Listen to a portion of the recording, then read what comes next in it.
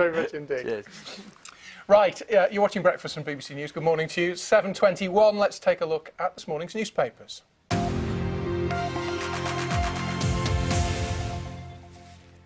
Poet and author Lem Sissay is here to tell us what's caught his eye. We'll speak to Lem in a minute. First of all, let's have a quick look at the front pages. Here we go. We'll start with the Sunday Telegraph this morning. Here we are. Turkey is on the front pages of a number of the papers this morning. The Telegraph talking about a revenge on the coup plotters. Now President Erdogan is back in charge. He has vowed to crack down on those who tried to seize power overnight on Friday.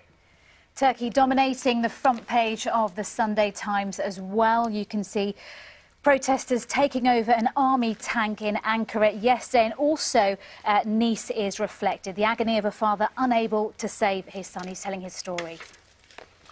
The front page of the Mail on Sunday has got a migration story. It's the Brexit Minister David Davis. He's done an interview for the Mail on Sunday. He said, "We may send home Europeans who try to beat the border deadline." This is obviously suggesting that anyone who tries to get in before Britain leaves the EU, now the Brexit vote has happened, may find that they get sent back. And on the front page of The Express, the headline, "We're ready to go global." Boris Johnson, new Foreign Secretary, has had a busy first few days in the job. He says Britain can seize a world of new opportunities after leaving the EU and become a truly global nation. The interview's in there. So, Lem Sissay is here. This is a debut on the sofa doing the newspaper review. It certainly is. A Fantastic. Sunday debut for We're me. very delighted to have you here, poet and author, and well, you picked a good week to start. What a busy week politically, and you're talking first of all about our new Prime Minister, who wasn't the Prime Minister, of course, this time last week, Theresa May, and how she's being portrayed. This is from the Sunday Times. Yeah, she's our 55th Prime Minister, and Tim Shipman in the Times is taking a look at her, and he's called her the Steel Lady, which resonates with the Iron Lady. Yes. So she's already being compared to the only other woman MP. Prime Minister, yeah. Sorry, a Prime Minister. and if you look in her hand there, that is a battle axe. And I do think that the way that we cover her as a woman is sexist in many ways. And if you just turn the paper round, absolutely on the other side of that piece of paper is a whole piece on how she's waiting for that. There's lots of talk about her shoes and her outfits. Yeah, it's not taken long. It's not taken long to put that above all of the other work that she's doing. But in particular, the battle axe and the clothing and her being a woman and those being ways of reducing her is slightly irritating for me. Yeah, to be honest. Slightly unfair. She is the Prime Minister?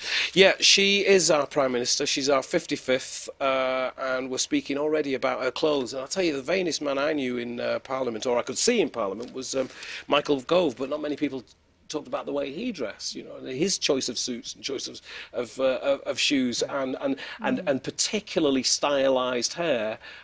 He was very detailed man. If you look at that you could call it vanity, it was very clear in him, but it's never really noticed or commented on, and yet it's a male-female thing. Exactly. Yeah. Although there was one article I read this week about the first man, and they specifically had, you know, photographs, and he was wearing a sharp navy suit, and he fit his curves into this outfit. So maybe it's starting to change. Yeah, and maybe that's something that if it was equal, that wouldn't be a bad thing. You know what I mean? If the guys were commenting on about how they dressed, because maybe then we would dress better. Mr. May in the role, of course, only previously owned by Dennis Thatcher. Yes. Right, tell us about the trains. This is inside the Sunday Telegraph, and anyone who commutes on trains that are late or delayed or cancelled. Well, yeah, no, a weekly frustration. The people are fighting back, and it's just kind of funny, really, to see bring back British Rail. British Rail, who I remember just getting a total kick-in for always being late, and now it's almost like we're going back. It's like bring back communism. It's quite a bizarre. Rose-tinted memories, you think then? I don't actually. I actually think that British Rail wasn't as bad as people thought it was. I can't actually remember the trains being as late as they were slated as being. It's all about telling the story. So this is about a mutiny. It's mutiny by the customers, complaining about trains being consistently late. It's it's down to one company's argument about whether the guard or the driver should be in control of the doors closing on the train. This has caused a dispute with that train company, and that has led to popular trains in a part of England being very late, and commuters holding up their season tickets as if they were sort of passes, you know, in South Africa, you know, saying, no, we will not stand for this. It's kind of it's a sign of the times. Let's quickly try and fit one more in before we run out of time. Yes, we will be back in an hour. It's really interesting.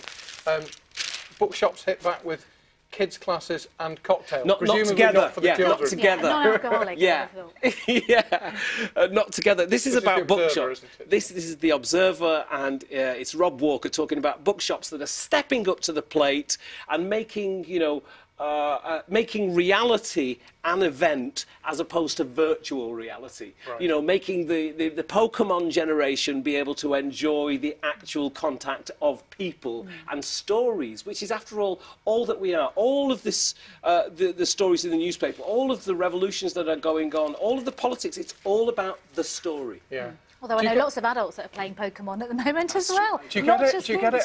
Maybe I'm just old, but I don't get it. No, I don't. But I'm frightened of getting it, because then I wouldn't be here.